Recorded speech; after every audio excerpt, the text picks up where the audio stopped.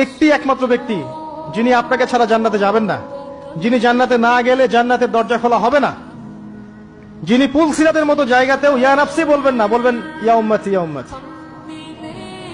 তিনি একমাত্র ব্যক্তি যাকে কবরে দেখানো হবে আপনাকে আমাকে।